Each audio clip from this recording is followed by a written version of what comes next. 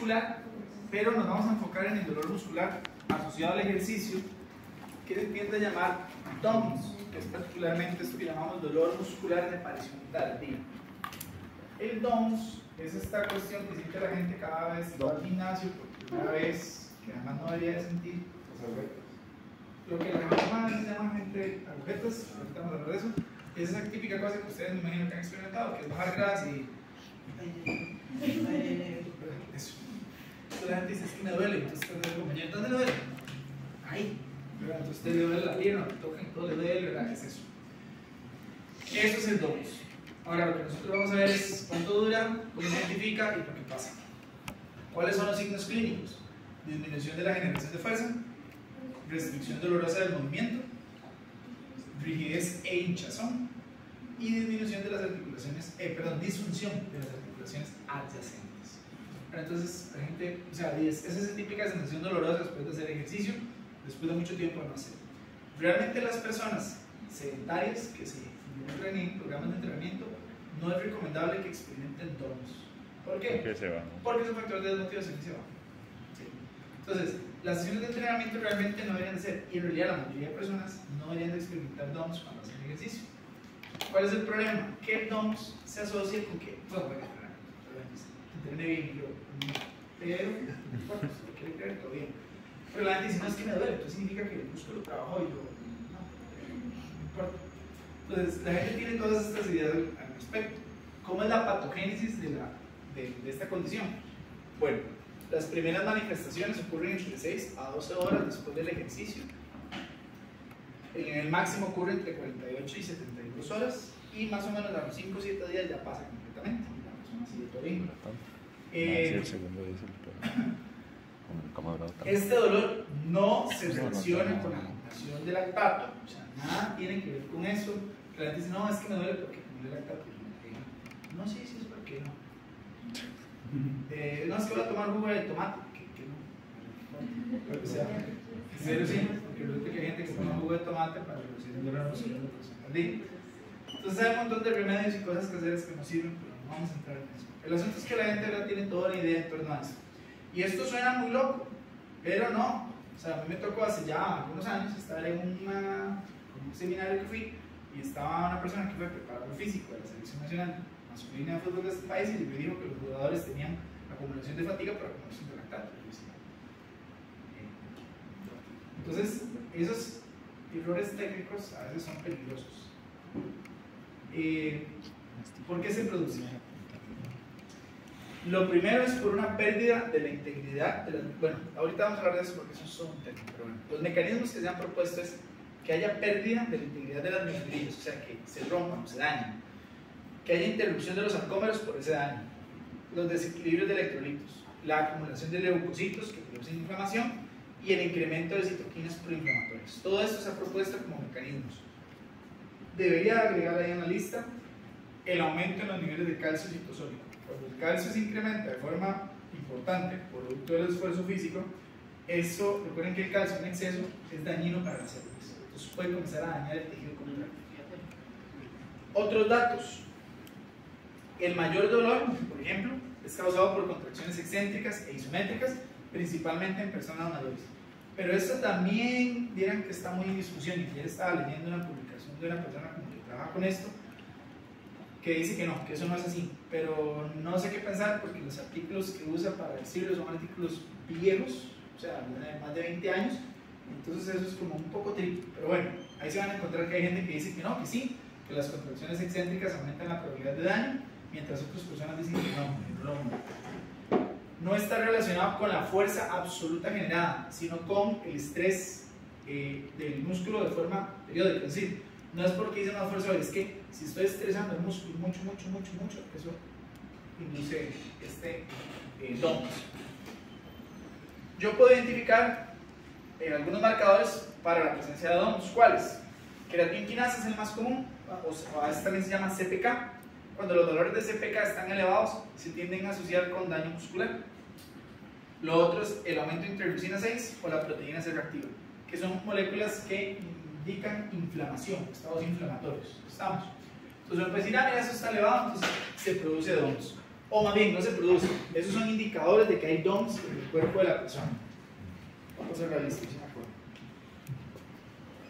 Creo que, pero no significa, no era que la interleucina 6 más bien era como una mioquina que tenía beneficios para el cuerpo. Dicha que usted preguntó eso.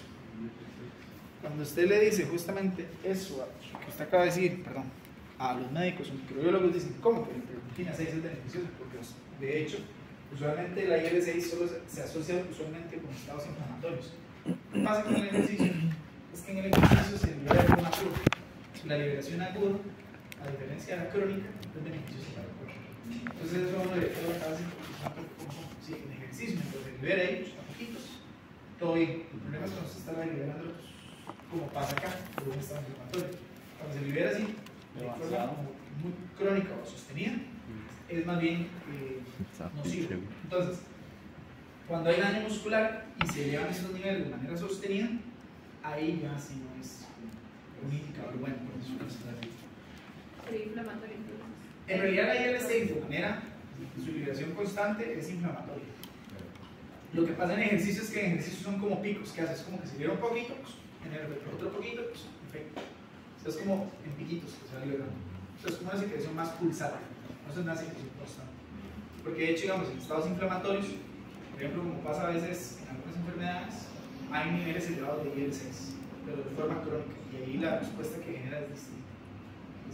Y eso por el grupo muscular, digamos, o en general todo el cuerpo, digamos. Normalmente sí, digamos, si usted tiene un daño, digamos que haya daño muscular en el cuádriceps, eso se libera a la sangre, si usted lo mide en sangre, ve niveles elevados en el sistema. Entonces uno podría asociarlo con que hay daño muscular, por ejemplo. Nosotros no lo vamos a ver acá, pero cuando el daño muscular es demasiado, se puede presentar una condición que ya es muy elevada, que se llama rhabdomiólisis, pero es una destrucción excesiva de fibras musculares. Y ahí ya es una condición que se puede ser muy complicada, no muy complicada, pero que sí ya puede llevar a complicaciones mayores, que puede afectar los riñones y digamos, sí a veces requiere que incluso la persona se incapacite, porque la persona realmente no se puede mover.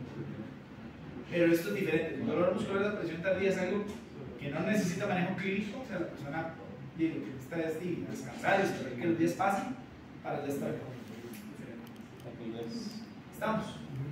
Ahora, lo que pasa es que CPK, particularmente, que es el marcador que más se usa, también a veces los niveles elevados de CPK se asocian con posible infarto miocardio.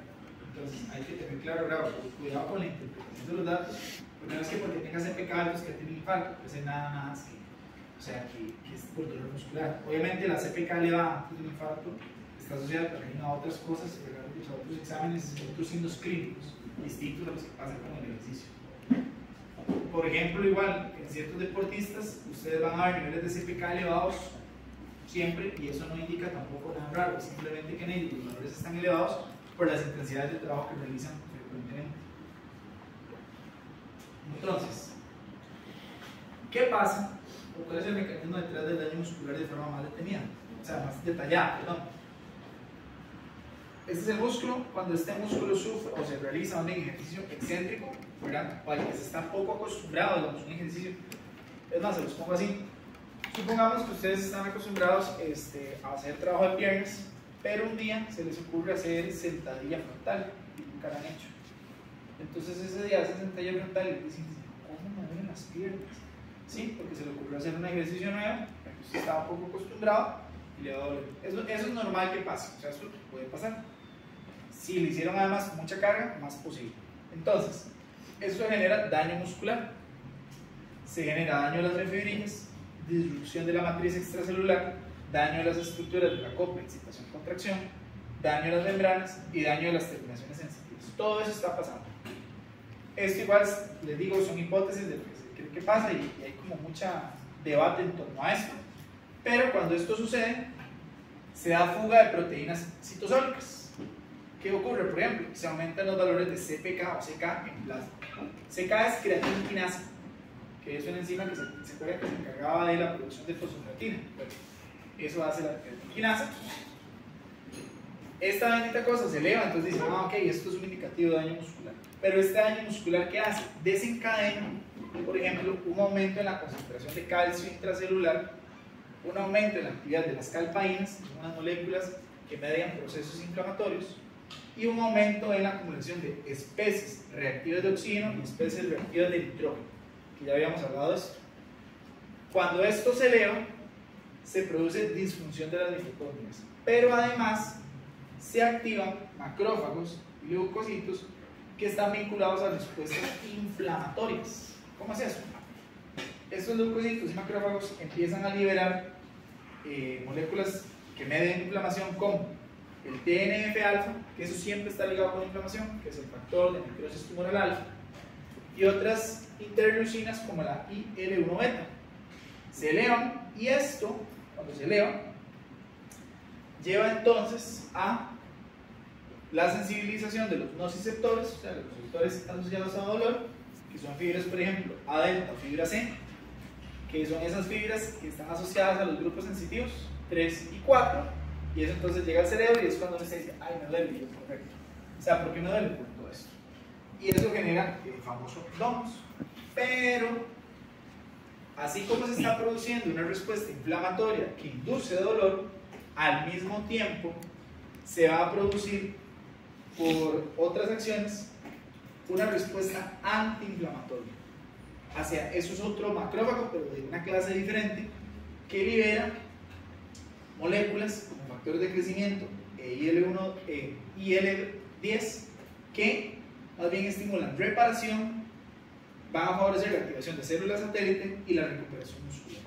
Entonces los dos procesos ocurren a la vez. Por un lado, ustedes tienen un proceso inflamatorio, que es lo que les genera el dolor, pero esa respuesta inflamatoria activa una respuesta antiinflamatoria y de reparación que se va a ir dando con los días y que ya les va quitando el dolor. ¿Estamos de acuerdo? ¿Dudas? ¿Preguntas? ¿No? Sí. Profe, entonces no es, digamos, tal vez no sea recomendado para personas principiantes, pero pues ya personas con un poco más de experiencia realmente no implica una afectación mayor. Para nada. Porque puede ser una persona que usted dijo que, no sé, es una persona entrenada y usted dijo, vamos a incluir dentro del plan una sesión de HIIT, y la persona nunca está acostumbrada a hacer intervalos de sprints. Entonces dice, uy, bueno, termina el entrenamiento, pasa y dice, uy, hoy sí con las piernas. Claro, está haciendo algo a lo que está acostumbrado. ¿Está mal que eso pase? No, lo que está mal es que usted mira que todos los entrenamientos que cada vez hace la persona siente DOMS. Eso no es normal. O sea, de hecho, digamos, La idea es que se adapte. correcto, o sea, si yo hablo de una experiencia personal, que obviamente eso no refleja para nada una media ni nada, a veces la gente dice, no, es que yo entreno, me gusta caer molido. Siempre que entreno, yo llego a mi casa y el día siguiente me levanto y entonces yo entreno para hacer mis actividades diarias. No quiero sentirme al día siguiente como si me hubiera pateado una mula. ¿Me explico? Es que yo digo, ¿cuál es la necesidad que usted, o sea, por qué se quiere sentir así? Y eso me fascina porque la gente siempre dice, no, es que yo quiero el entrenamiento de mano. ¿Cómo para qué? O sea, ¿cuál es la intención de eso? La gente lo que dice es que me gusta sentir ese dolor. Yo, bueno, si me gusta sentirlo, lo entiendo y síguelo haciendo, porque es, o sea, es lo que le genera placer. No me voy a meter con eso. Todo bien. Y hay gente que cero le gusta, o sea, hay gente que disfruta, en serio, sentir dolor cuando entrena. Y si no lo sienten, de verdad sienten que no le hicieron nada. Y yo, magnífico por usted. Pero yo digo, personalmente, y no solo personalmente, es que no lo necesita. O sea, su cuerpo no necesita estarse induciendo esto todo el tiempo de forma repetida. Pero si hay sesiones, usted dice, no, esta vez ocupamos modificar los ejercicios o vamos a hacer una sesión más fuerte, no sé, que se presente esto, es normal, totalmente normal. En una persona sedentaria, vuelvo repito, ¿será apropiado? Yo creo que no, porque la gente cuando sufre un estímulo negativo, ¿usted qué quiere repetir? No quiere, o sea, como que ganas que quieren decir, quiero otra vez que me duela, no me parece. Pero es como por el factor psicológico. Claro, pero en las personas sedentarias ese es el detalle. Resulta que los umbrales de tolerancia al dolor de las personas sedentarias son más bajos que los umbrales del dolor de las personas entrenadas. Entonces, lo interesante es que las personas no entrenadas al inicio toleran un poco el dolor. Entonces, y eso se llamaría un condicionamiento negativo. Volvemos a lo mismo de la enseñanza. Si ustedes vienen aquí a las primeras clases y yo los trato todo mal y les doy retroalimentación toda fea, ustedes van a decir, no, yo no quiero ir a esa clase, no me gusta. Lo mismo pasa con las sesiones de entrenamiento de la gente. Si llega usted y le da una retroalimentación mala, y les de eso le induce dolor, la persona dice, que ganas de volver ahí no tengo, la verdad. Claro, vuelvo a lo mismo, no me malinterprete. Ustedes van a tener clientes o clientas que de verdad van a llegar y posiblemente desde el día uno van a querer sentir que sufren porque eso les gusta. Pero ustedes indaguen en la persona qué es lo que la persona siente o cree que le beneficia más, porque no a todas las personas les sirve lo mismo. ¿Sí? Yo tengo una pregunta y es algo que sí, siempre he tenido como la idea, que lo he escuchado, pero no sé qué tan cierto sea, es con respecto a la tolerancia al dolor de la persona. O sea, cómo eso puede influir mucho, digamos, a medida pasa el tiempo, las personas se adaptan al entrenamiento, incrementa esa tolerancia al dolor, entonces ya no se percibe tanto los dolores. Correcto. De hecho, digamos, una forma de incrementar, que se ha visto, que puede favorecer incrementar la tolerancia al dolor es a través del entrenamiento de HIIT. Porque como es entrenamiento de alta intensidad, el entrenamiento de alta intensidad al parecer, como que desensibiliza un poco estos nociceptores. Entonces las personas son, de hecho, digamos, uno lo puede ver incluso en ustedes. Repito, si yo agarro a una persona en los cursos regulares, en las otras carreras, y le digo que me prueba el dinamómetro, donde me tiene que presionar, en esas personas la tolerancia al dolor es más baja y van a reducir la fuerza porque ya el dolor es insoportable. En ustedes, por un tema hasta de competitividad, ustedes no van a soltar a hacer cosas hasta que casi que les sangre la mano. ¿Me explico? Entonces eso tiene que suceder. Sí, digamos, porque a veces, digamos, uno entrena a alguien y uno sabe que es una que viene empezando, y uno va a ponerlas en unas condiciones demasiado exageradas que puede ser contraproducente. Entonces uno dice, voy a estandarizar todo para que esté con los puntos mínimos para evitar que se causen esas situaciones, pero siempre se llegan a presentar todos. Sí, Eso ahí yo me cuestionaba, decía, o sea, ¿qué tan bien hacer las cosas? Porque siempre se llegan a presentar. El asunto es ese, a veces hay personas que su estado de acondicionamiento es tan bajo que con pequeños estímulos ya le va a producir dolor. O sea, vamos a ver, hay gente que como una línea de caminar, se va a caminar un par de kilómetros y ya le van a doler las piernas el día siguiente. Entonces vuelvo a lo mismo, puede ser una respuesta, sí, claro que puede ser normal en muchos escenarios. El asunto es que es necesario que la persona siempre esté experimentando eso. No, o sea, no. Es como la situación de cada uno. Correcto, el problema es ese, que mucha gente a veces hay decisiones de entrenamiento demasiado fuertes, de verdad, y entonces la persona llega a ser súper adolorida al día siguiente y entonces es como, vean así, si la persona, digamos, tiene que ir 3 veces a la semana al gimnasio y la primera sesión fue súper pesada y quedó terrible, y les dije que esto más o menos de 5 a 7 días, va al tercer día y dice, no, no quiero ir al gimnasio porque me duele demasiado, entonces no va a ir al gimnasio, entonces ya falló en la primera semana que tenía que ir a cumplir, entonces ya ahí falló. Entonces, ya el asunto es que se nos va postergando el asunto, entonces al inicio los estímulos, más si la persona es muy sedentaria, tienen que ser muy bajos para que sea progresivo, pero es lo mismo, la gente siempre va a creer, no, es que siempre no estoy haciendo nada, pero estoy un poquito, no, así sencillo. A mí me pasó en Chile, cuando empecé a entrenar hace un tiempillo, que ya, el entrenador me puso una vara, pero por regla de entreno, y yo pasé una semana, como 3 días más, sin poder tocar el piso en el gimnasio, del dolor que sentía. Es que ese es el asunto, y entonces mucha gente pasa eso. Yo tuve un estudiante aquí en un curso, en el drone, que se fue a muchacho, se le ocurrió entrenar con un nivel que entrenaba, y él llegó al laboratorio así. Y entonces, cuando él quería, por ejemplo, agarrar algo, tenía que hacer así. Porque no podía flexionar los brazos. O sea, no podía extenderlo, no podía hacer nada. Yo. Entonces, ahí se me. Entonces, sí, entonces sí, o sea, eso no es, ¿verdad? No es apropiado, no es sano. Pero eso es lo que voy, o sea, esto es normal, es súper normal que pase. Lo que pasa es que tiene que ser controlado, no puede ser desmedido. Entonces, ¿alguna otra pregunta? De esto no vamos a ver mucho porque, sí, dígame. De la perspectiva anterior, yo iba a preguntar una cosa, digamos, entonces estos macrófagos, ¿verdad? Entonces lo que hacen es como fagocitar las células muertas, digamos. No, ellos en realidad, digamos, estos macrófagos en particular lo que hacen es secretar una serie de moléculas que son proinflamatorias. Más que fagocitar cosas, lo que hacen es, porque eso es, digamos, otro tipo de células, en este caso lo que hacen ellos es liberar moléculas que reducen, o que más bien activan a estas vías nociceptores. Ligandos, son como ligandos. Que igual esto a su vez también produce daño en los tejidos y otras cosas, pero esta es una respuesta inflamatoria normal. Lo que pasa es que esta respuesta inflamatoria a su vez es lo que activa la respuesta antiinflamatoria, para que se dé todo ese otro mecanismo de inflamación. Entonces, los tratamientos para el manejo del DOM son muy variados. Eso es toda una lista de todos los posibles tratamientos que se han sugerido. No voy a entrar en los detalles de esto, después hay una clase donde vamos a hablar un poquito más. Pero lo que se ha visto que funciona más es la inmersión en agua fría y las prendas de compresión para el manejo del DOM. Hay otras cosas, pero luego ahí después vamos a hablar un poco más de esto. Hay un metaanálisis más reciente que hace una comparación de todo y hay un detalle como el DOMS. Por la palabra. El DOMS es solamente un aumento en la percepción, o sea, en el dolor. Hay muchos escenarios en donde hay personas que reducen DOMS, o sea, no hay DOMS, pero no significa que haya mejora del rendimiento. Eso es muy interesante. O sea, es decir, yo mejoro, que ya no me duele, pero yo evalúo, digamos, como sin DOMS, rendimiento, y es el mismo rendimiento. O sea, realmente es como que cambia la percepción de cómo yo me siento ante el dolor. ¿Sí? Profe, una pregunta. Con respecto al último punto, el consumir algún tipo de medicación para el manejo del dolor. Ajá, eso influye en los procesos de recuperación del cuerpo. Hay un tema, digamos, por ejemplo, eso está muy reciente, bueno, relativamente reciente. Se ha visto, por ejemplo, el uso de acetaminofén, que mejora el rendimiento, pero para otras cosas, no para manejo de DOMS. Y una cosa que hace la gente que no es para nada apropiado es el consumo de antiinflamatorios no esteroideos, como el ibuprofeno. Entonces la gente dice, me voy a tomar ibuprofeno antes de hacer ejercicio para que no me duela tanto. O sea, la lógica sí va, pero hay un problema. Cuando se toma ibuprofeno, el ibuprofeno tiene un efecto a nivel renal y gastrointestinal, que es que reduce el flujo sanguíneo renal y gástrico. Y entonces, si la persona, vamos a ver, la persona cuando hace ejercicio reduce el flujo sanguíneo renal.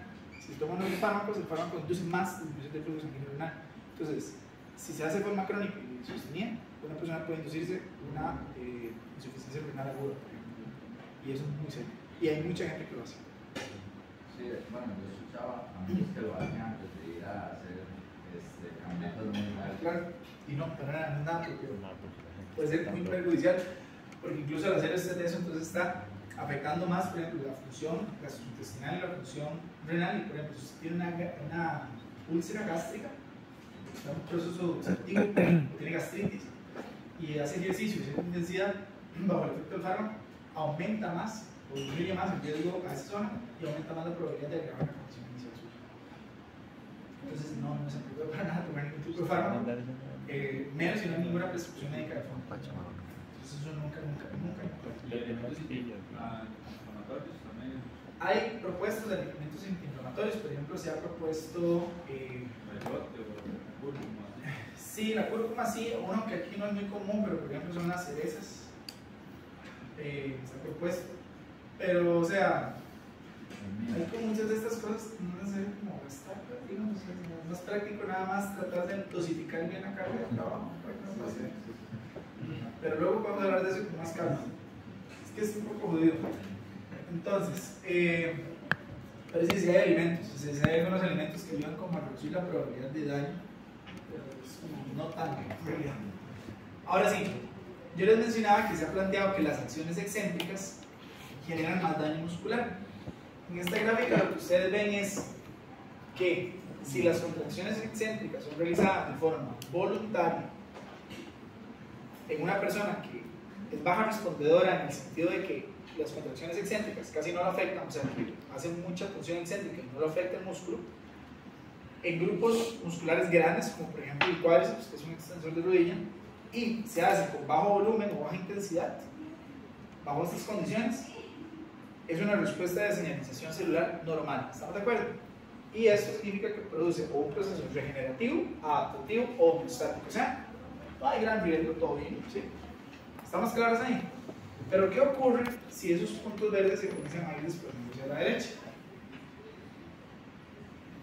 Si eso comienza a pasar y entonces ese modo de activación cada vez es menos voluntario y comenzamos a utilizar algún equipo para inducir la activación muscular, si resulta que es una persona que tiene ahora ya una respuesta menos positiva al movimiento excéntrico y el grupo muscular que comenzamos a involucrar es de menor tamaño y ya aumentamos más el volumen y más la intensidad, comenzamos a ver que se produce ya una respuesta inflamatoria ya importante.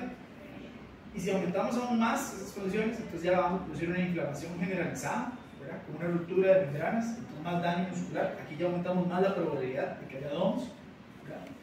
Y si todavía llevamos esto ya más al extremo, aquí ya lo que podríamos ver es donde tenemos ejercicios que utilizan estimulación eléctrica junto con la contracción excéntrica, donde se hace en personas que son altas respondedoras, que significa que el entrenamiento excéntrico sufre mucho, o sea, mucho daño muscular. Si se hace en grupos musculares pequeños, como el flexor del codo, o sea, un bíceps, que es un músculo pequeñillo, y se hace con altos volúmenes y altas intensidades, llegamos a un punto en donde se puede producir daño generalizado de las membranas celulares por necrosis del tejido. O sea, ya un daño muy severo, y eso ya genera una regeneración incompleta o una mala adaptación o fibrosis del tejido, que eso es lo que uno no quiere. Y aquí es donde ya podemos hablar de daños importantes. La anécdota, por ejemplo, que usted me cuenta de lo que le pasó, entra dentro de ya estos puntos de acá, donde ya no es adaptativo, o puede ser adaptativo, pero ya en el borde ya más bien de ser una regeneración incompleta o un daño excesivo. Sí, se empezaron a hacer todos estos.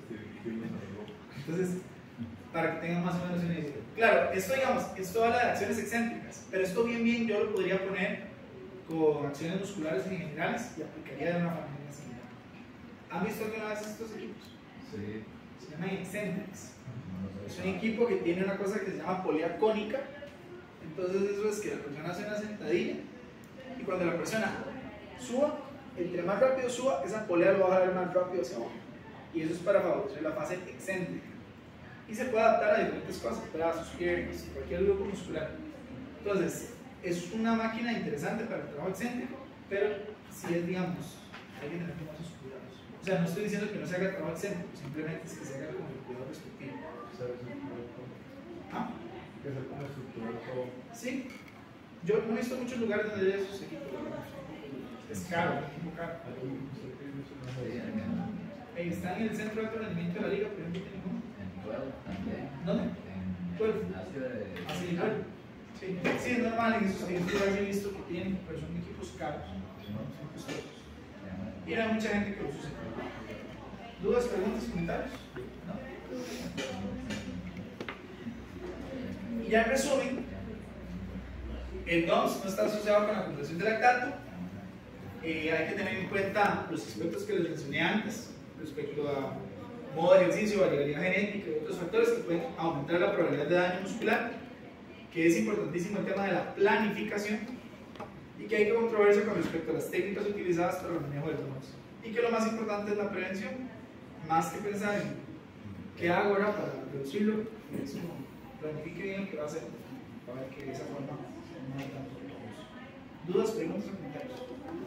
Y ya lo que vamos a ver, que es muy corto, son los calambres musculares. Los calambres musculares, vamos a ver específicamente los asociados a ejercicio. Ahora, en términos generales, vamos a decir que son contracciones involuntarias, los calambres en general, espasmódicos, dolorosos, ¿verdad? Ocurren en el músculo esquelético y se dan durante o inmediatamente después del ejercicio. Esos son calambres musculares asociados al ejercicio. Hay muchos tipos de calambres. La incidencia de los calambres musculares es de un 37% en la mayoría de la población. O sea, aquí yo esperaría que más del casi 40% los hemos experimentado. Como ustedes son personas físicamente activas, la incidencia es mayor. También es mayor en adultos mayores y en mujeres embarazadas. Pero en ellos por otras condiciones. Hay una clasificación de los tipos de calambres. Están los asociados a patologías, los nocturnos idiopáticos. ¿Alguna tenía un calambre en la noche? ¿Es horrible? O sea, en serio es una cosa espantosa. Yo literalmente, a mí me ha pasado unas cuantas veces, ya hace muchos años no me ocurre, pero cuando me ha pasado, he tenido literalmente casi que taparme la boca para no matar a mi familia de un susto, porque literalmente, o sea, uno gritaría del dolor porque es una cosa así súper repentina y usted dice, ¿qué está pasando? Y lo que viene a hacer está ahí toda contraída, es espantoso. No tiene una razón, no hay, o sea, no hay una causa, no me pregunten qué es, no se sabe. Y luego los musculares asociados al ejercicio, estos son los que vamos a trabajar. ¿Cuáles son los factores de riesgo? Tener historial de SEMAE. SEMAE son calambres musculares asociados al ejercicio. O sea, si usted ya ha tenido calambres, puede que los vuelva a tener. Si en su familia hay historial de calambres, usted posiblemente los tenga. Si usted es una mujer embarazada, pues posiblemente tenga más posibilidades. Si usted es hombre y adulto mayor, más posibilidades. Así funciona.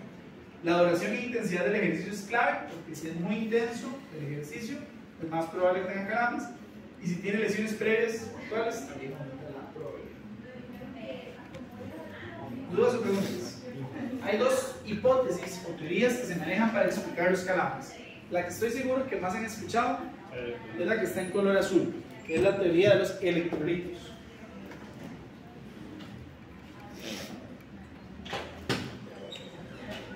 Esa teoría de los electrolitos, que es la más vieja, establece que cuando usted tiene una sudoración elevada, ¿verdad? Eso produce un desequilibrio que lleva a un aumento de la osmolaridad del flujo extracelular. Y aquí es donde ustedes dicen, de algo me servía a mí saber qué es la osmolaridad y tonicidad en ejercicio magnético, correcto. O sea, básicamente lo que pasa es, si ustedes pierden líquido, ¿de dónde está ese sudor? ¿Qué es? ¿Qué es lo que están perdiendo? Consumo. Pero ¿dónde viene el líquido? ¿Es agua dónde sale? Del LED.